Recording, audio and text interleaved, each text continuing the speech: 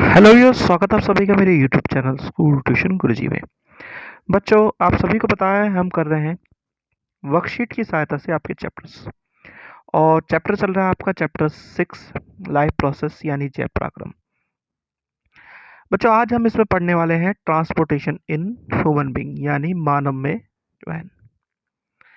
अब अगर बात करें कि मानव की, तो मानव क्या है बच्चों? एक बहुकोशिकीय जीव है जिसे रेगुलर सप्लाई चाहिए फूड की, ऑक्सीजन की। और इस सारी चीज़ों को परफॉर्म करता है उसका सर्कुलेटरी सिस्टम यानी मानव का संवहन तंत्र बच्चों। अब अगर संवहन तंत्र की बात करें बच्चों, यानी मानव के सर्कुलेटरी सिस्टम की बात करें, तो वो तीन चीज़ों से बना होता है बच्चों। पहला है हार्ट यानी हृदय, दूसरा है ब्लड वेसल यानी रुद्र वाहिनियाँ, और तीसरा है आपका ब्लड और रिम यानी आपका रुद्र और लासिका। इसमें सबसे पहले आता है बच्चों हृदय। हृदय का काम क्या है? हृदय का काम ऑक्सीजनेटेड ब्लड यानी ऑक्सीजन युक्त ब्लड को और डीऑक्सीजनेटेड ब्लड को पूरी बॉडी में सर्कुलेट करना, पंप की तरह काम करके। शरीर का जो वेसल सिस्टम है यानी शरीर की वाहिकाएं हैं यानी ब्लड वेसल्स हैं, उनका काम क्या है? पूरे शरीर में इनकी सप्लाई के लिए पाइपलाइन की तरह काम करना। और रुद्र या लासिका का क्या काम है कि इसके अंदर जो फ्लूइड है उसे कैरी करके सारी की सारी चीज़ों को एक जगह से दूसरी सप्लाई को सुनिश्चित करना। बेसिक तीन चीज़ें ये हैं बच्चों। चलिए, तो इसमें सबसे पहले बात कर लेते हैं बच्चों आपके हार्ट की, यानी कि हृदय की। तो हृदय की अगर बात करें तो बच्चों ये आपके बड़ी मुट्ठी या फिस्ट के आकार का होता है। ये चार, हमारा जो हृदय है चार चैम्बर यानी चार कोष्ठ वाला होता है। इसमें आपको right atrium, right ventricle, left ventricle and left atrium मिलेंगे, यानी दाया अविंद, दाया निलन और बाया निलन और दाया अलिंद। इस तरीके से आपको ये चार भाग मिलेंगे बच्चों। अब अगर बात करें इसकी, तो एक स्वस्थ मानव हृदय 72 बार धड़कता है। ठीक है बच्चों, यानी ये कम से कम 72 बार धड़कता है 1 मिनट में। और लगभग लगभग 70 ml के आसपास एक कार्डियक साइकिल में ब्लड को रोटेट करता है।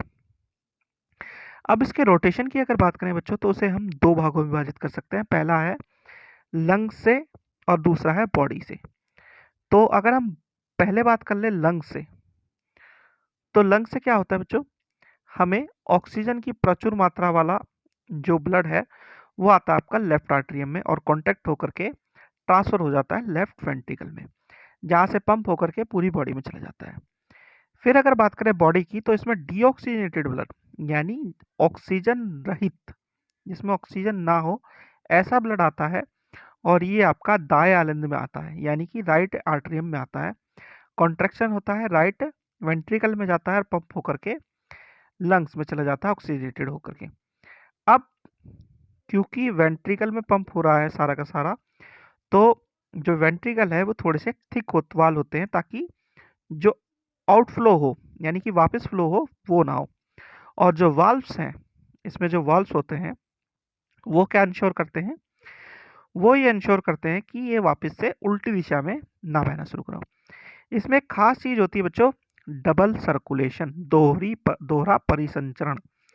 तो दोहरा परिसंचरण क्या करता है कि blood travels twice through the heart in one complete cycle of the blood circulation, यानी कि दो बार ट्रेवल करता है एक सर्कुलेशन में। और इसमें क्या होता है? Complete segregation of oxygenated and deoxygenated blood. ये इंश्योर करता है कि एनिमल को हाईएस्ट एनर्जी मिले जो कि नीडेड होती है बर्ड्स और मैमल्स में। ठीक है बच्चों, इसके बाद आता है आपका ब्लड वेसल वाला पार्ट यानी रुद्र वाहिनी वाला पार्ट। अब रुद्र वाहिका दो होती है बच्चों, धनी और शिरा यानी आर्टरीज और वेन्स। एक क्या करती है बच्चों? डिस्ट्रीब्यूशन करती है वेसल्स का और में पूरे पूरे यानी हृदय, पूरे पूरे शरीर में। और दूसरी क्या करती है बच्चों? कलेक्ट करती है वेसल्स को।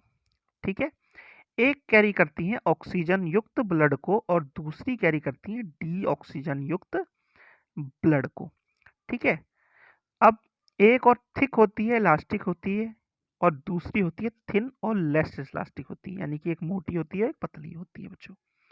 एक में वाल्व होते हैं, एक में नहीं होते हैं बच्चों, ठीक है। फिर एक कैसी होती है, deep seated beneath the tissue होती है, और एक है सुपरफिशियल होती है। अब इसमें एक चीज आती है बच्चों, कैपिलरीज। कैपिलरीज क्या करती हैं? These are the blood vessels which have single celled walls, or the capillaries are immersed together to form veins that convey the blood away from the organs to or tissues. ये veins के साथ आपको मिलती है। फिर बात आती है बच्चों आपके ब्लड की, यानी कि आखिरी जो पार्ट है इसका। अब ब्लड की अगर बात करें बच्चों, तो ब्लड कंपोनेंट को हम दो भागों में विभाजित करते हैं, सॉलिड और लिक्विड, यानी आपका ठोस और द्रव्य। ठोस में आपका आता है बच्चों पूरा पूरा ब्लड कैप्सूल्स का पार्ट, यानी रुद्र कोशिकाएं जो होती हैं। अब इसमें आपकी लाल रुद्र कोशिकाएं, प्लेटलेट्स, और श्वेत रुद्र कोशिकाएं यानी रेड ब्लड सेल, प्लेटलेट्स और व्हाइट ब्लड सेल्स आपको देखने को मिलती हैं बच्चों।